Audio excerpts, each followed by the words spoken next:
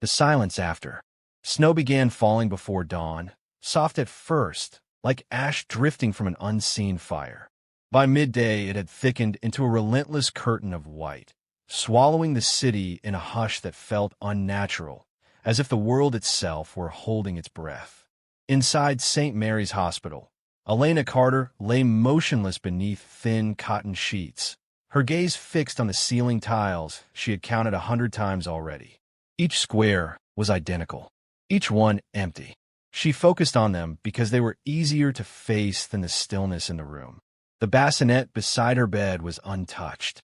No nurse had come to wheel it away yet. No one had said the words again. They did not need to. Her son had lived for 6 minutes. 6 minutes of fragile breath.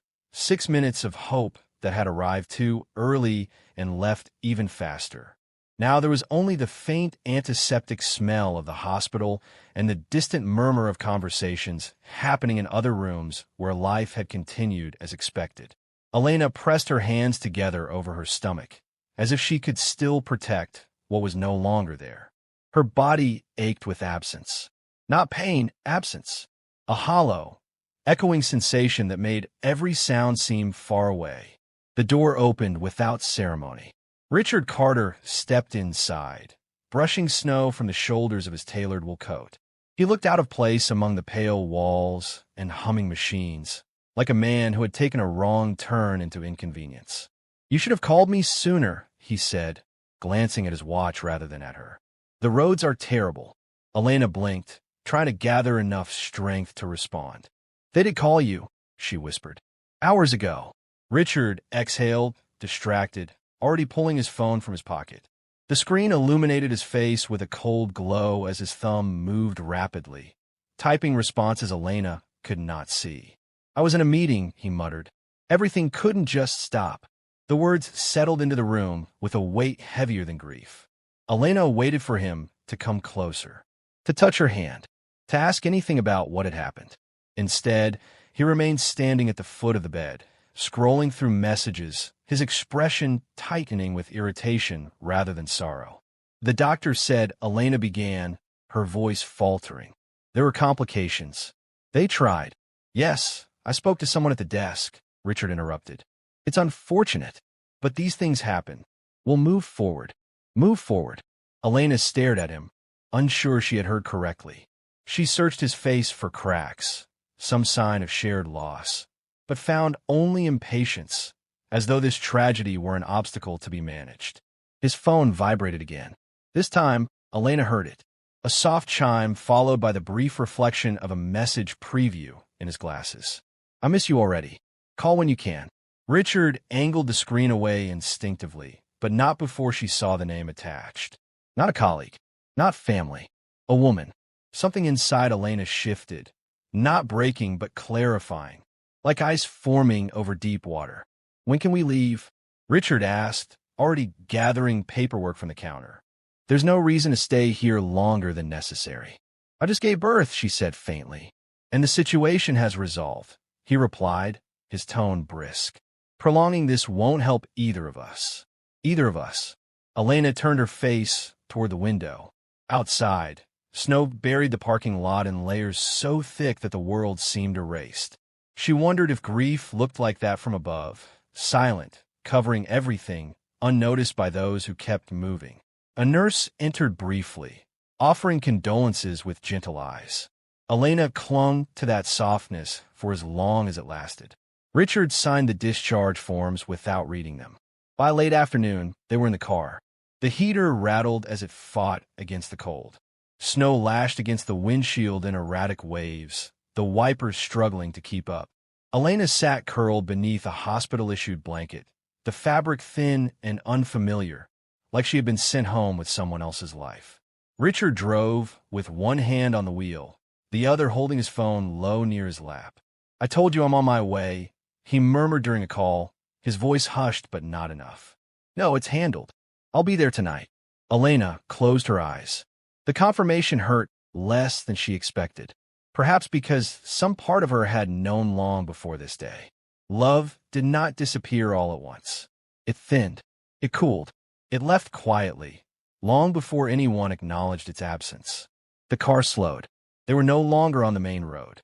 Elena opened her eyes as Richard turned onto an unplowed stretch of highway lined with skeletal trees. There were no houses, no lights, only snow and gathering dusk. He brought the vehicle to a stop. For a moment, neither of them spoke. The engine idled, its low hum the only sound between them. Richard finally looked at her, not with cruelty, not even with anger, with detachment. "I can't do this anymore, Elena," he said. "I need a life that isn't this." Her fingers tightened around the blanket. "Our child just died, and staying buried in that won't change anything," he replied. "I've made arrangements. You'll be taken care of." Before she could respond, he reached across, opened the passenger door, and cold air exploded into the car. Snow swirled violently, biting and immediate.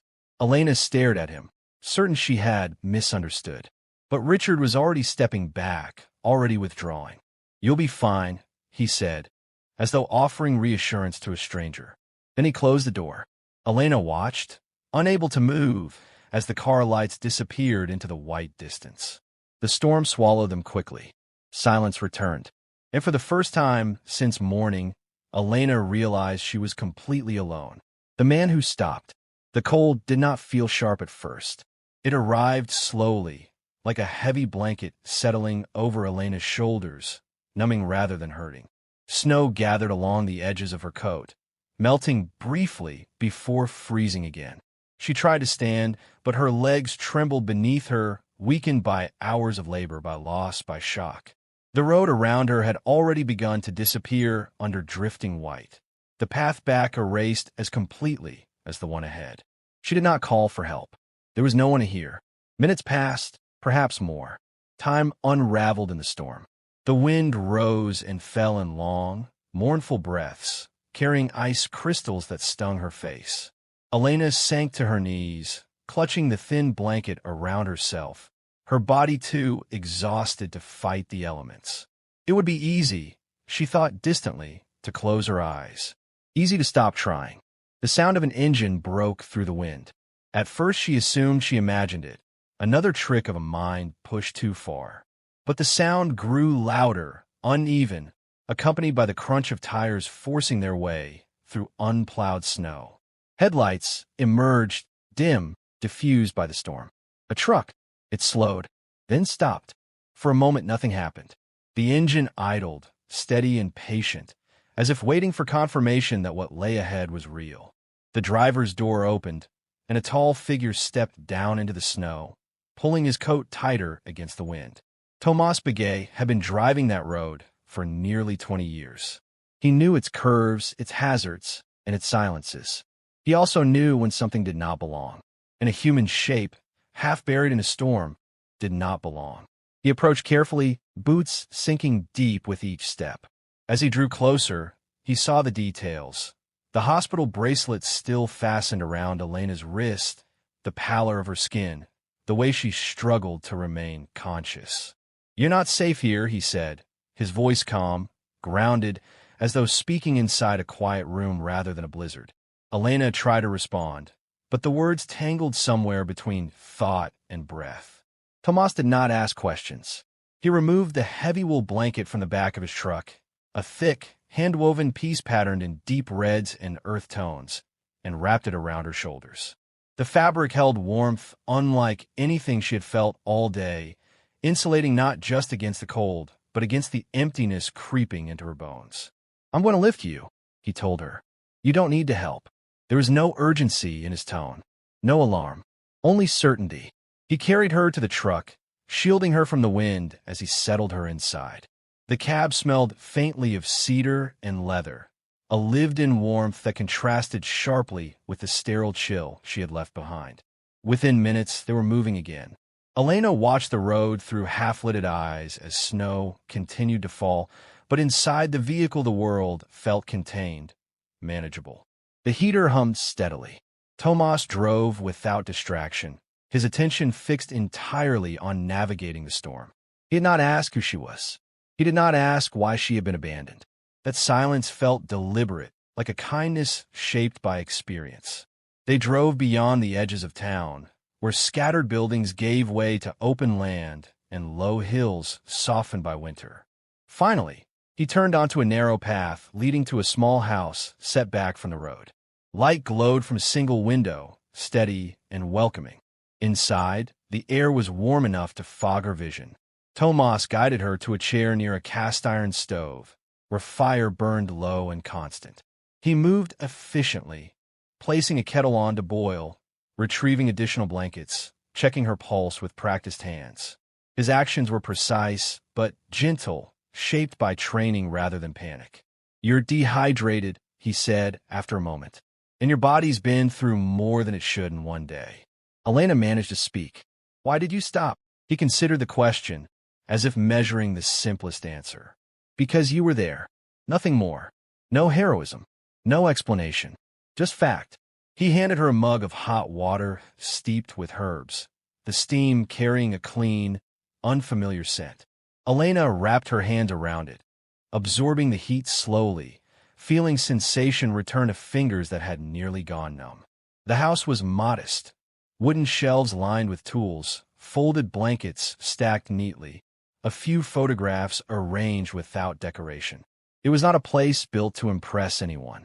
It was a place built to endure. "You can rest here," Tomas said. "There's no need to decide anything tonight." The words settled in her more deeply than she expected. No need to decide. All day, decisions had been made for her, by doctors, by circumstance, by Richard. Now, for the first time, someone asked nothing at all. Exhaustion finally overcame resistance. Elena leaned back, the chair solid beneath her, the fire's warmth steady against her skin. Outside, the storm continued, wind pressing against the walls, but inside there was only the sound of crackling wood and the quiet rhythm of another human presence. As sleep began to claim her, Elena realized something she had not felt since before the hospital. Not happiness, not even hope, just safety. And in the fragile space between waking and dreaming, she understood that being saved did not always feel dramatic. Sometimes it felt like being allowed to rest.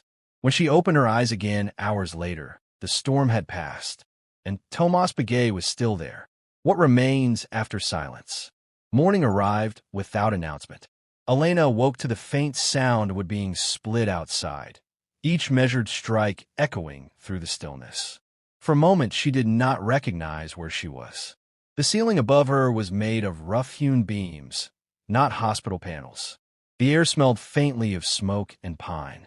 A woven blanket covered her, heavier and warmer than anything she owned. Then memory returned, not all at once, but in fragments. The hospital, the snow, Richard's voice, distant and final. Elena sat up slowly. Her body protested, reminding her of what it had endured, but the pain felt grounding rather than overwhelming. She noticed that someone had placed a glass of water within reach, along with folded clothes that did not belong to her, but had been left without comment. Through the window, she saw Tomas. He stood near a stack of logs, moving with deliberate rhythm, his breath visible in the cold air. There was no urgency in his work, no attempt to fill time. Each motion appeared intentional, as though he believed even small tasks deserved care. Elena watched him longer than she meant to. He had rescued her, yet he behaved as though nothing extraordinary had occurred. She wrapped the blanket around her shoulders and stepped outside. The cold was gentler now. The storm had passed, leaving behind a landscape remade in white and gold. Snow rested along the earth like a clean page, untouched except for the path Tomas had cleared earlier that morning. He noticed her, but did not startle. "You should still be inside," he said, setting the axe aside. "I needed air," Elena replied. Her voice felt unfamiliar, as though she had not used it in days. He nodded once, accepting that explanation without question. "There's tea ready."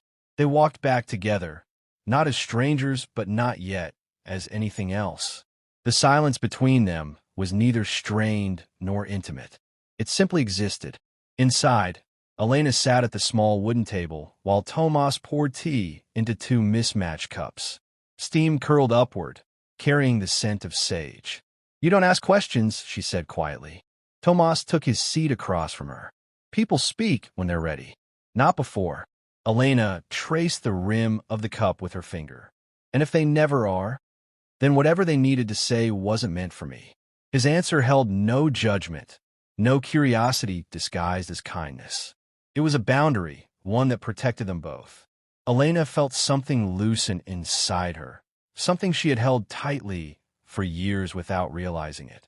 She was accustomed to explaining herself, defending herself, proving her worth in conversations that felt more like negotiations. Here, there was no such demand. Days began to take shape in small routines. She helped where she could, drying dishes, folding blankets, sweeping the floor while Tomas worked outside or repaired tools in the shed. He never instructed her, never corrected her, yet always made space for her presence. Grief did not vanish. It surfaced unexpectedly, in the quiet moments, in the sight of an empty, cradle-shaped shadow her mind invented, in the memory of a future that had lasted only minutes. When those waves came, Tomas did not offer consolation. He simply remained nearby, as steady as the mountains beyond the valley. One afternoon, while sanding a length of cedar, he spoke without looking up. My grandmother used to say that pain isn't something to push away. It's something you sit beside until it gets tired of shouting. Elena considered that. Did it work? Not quickly, he said, but it worked. The simplicity of his words carried more comfort than sympathy ever had. Later that evening, Elena found herself standing at the window again, watching the sun sink into bands of amber and violet. The sky stretched endlessly, untouched by buildings or noise. It felt larger than the life she had known before, larger than the expectations that had once defined her. I saw the message, she said suddenly. Tomas did not pretend to misunderstand. From your husband? Yes. The word tasted strange. I think I knew long before that moment. I just didn't want to admit it. Truth, once spoken, did not shatter her. It settled. Tomas placed another log on the fire. Knowing and accepting are different journeys. Elena looked around the small room. The worn furniture, the steady fire, the quiet presence of someone who had asked nothing from her. For the first time, she said slowly, I don't feel like I'm trying to earn the right to exist. Tomas met her gaze, his expression calm but unwavering. You don't earn that. You already have it. The words lingered long after they were spoken. That night, Elena realized she was no longer measuring time by what she had lost, but by what she was beginning to understand. The change was subtle, almost imperceptible, yet undeniable. Outside, the snow began to melt, thin streams of water tracing paths through the frozen ground. Inside, something equally quiet was beginning to thaw, and neither of them tried to stop it. The choice to stay, the sound of tires on gravel, carried farther than it should have. Elena heard it from inside the house, and knew immediately that it did not belong to Tomas. His truck announced itself with a familiar rattle and slow approach. This vehicle arrived too smoothly, too deliberately, disturbing the quiet rhythm she had come to trust. She set down the dish she had been drying and stood still, listening as the engine shut off. A moment later came a knock. Not hesitant, not uncertain, insistent. Tomas, who had been repairing a hinge near the doorway, glanced toward her but did not move to answer right away. He wiped his hands on a cloth, his expression unchanged, as though unexpected visitors were simply another fact of life. When he opened the door, Richard Carter stepped inside without waiting to be invited. The contrast between the two men was stark. Richard's dark coat, tailored and immaculate, seemed to reject the dusting of earth and melted snow beneath his shoes. His eyes scanned the room quickly, not with curiosity, but with assessment, as though measuring the value of everything he saw and finding it lacking. Elena, he said, his tone clipped with relief rather than warmth. I've been looking for you. She did not answer immediately. Standing across the room, she realized how unfamiliar he seemed now. Not because he had changed, but because she had begun to see him clearly. I wasn't aware I was missing, she replied. Richard exhaled, already reaching into his briefcase. Let's not make this more complicated than it needs to be. You left without contacting anyone. I assumed you'd want to handle matters privately. He placed a folder on the table and slid it toward her. Divorce papers. The sight of them did not sting as he likely expected. Instead, Elena felt a strange calm, as though the decision those pages represented had already been made long before they arrived. I arranged a settlement, Richard continued. It's generous. You'll be comfortable. All you have to do is sign. Tomas remained near the doorway, neither intervening nor withdrawing. His presence was quiet but unmistakable, like the steady foundation of the house itself. Richard finally looked at him, his expression tightening. And you are? Tomas Begay, he answered simply. Richard nodded once, the acknowledgement perfunctory. Well, Mr. Begay, I appreciate you assisting my wife during an unfortunate episode. I'll take it from here. Elena stepped forward. No, she said. The word interrupted Richard's movement, drawing his attention back to her. It was not spoken loudly, yet it carried a certainty that had never existed in her voice before. You don't take anything from here. Richard frowned, as though confronted by an unfamiliar language. Elena, this isn't the time for emotion. We're resolving a situation. You already resolved it, she replied.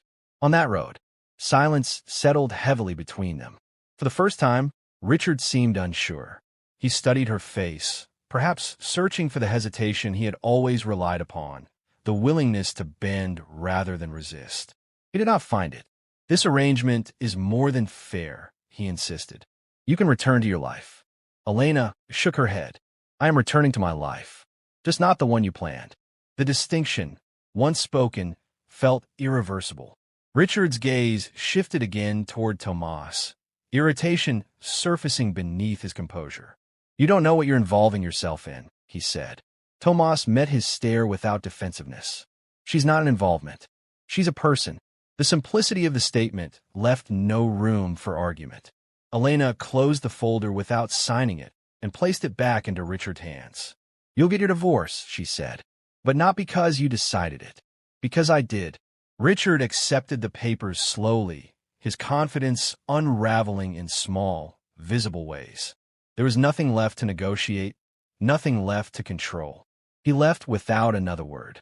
The sound of his car faded quickly, swallowed by the same wide landscape that had once witnessed Elena's abandonment. Now, standing inside the warmth of the house, she felt no urge to follow, no lingering attachment pulling her backward. Only space. Tomas returned to his workbench, as though the interruption had been minor. There's more wood to stack before evening, he said, if you feel up to it. Elena smiled faintly, not at the task, but at the absence of expectation hidden within it. I do. They worked side by side as the afternoon light softened, carrying logs from the pile to the shelter behind the house. The labor was steady, uncomplicated, grounding in a way conversation could never be. Each movement built something tangible, something meant to last. When they finished, Elena looked out across the open land, where the last of the snow had begun to recede. Beneath it, faint traces of green pushed stubbornly through the thawing earth. I should decide what comes next, she said. Tomas rested his hands on the fence, considering the horizon rather than her. You will. He did not ask her to stay. He did not suggest she leave. The choice remained entirely hers. Elena understood then that what she had found was not rescue, not obligation, not even forgiveness. It was freedom. And for the first time since everything had fallen apart, the future did not feel like something to survive. It felt like something she could walk toward.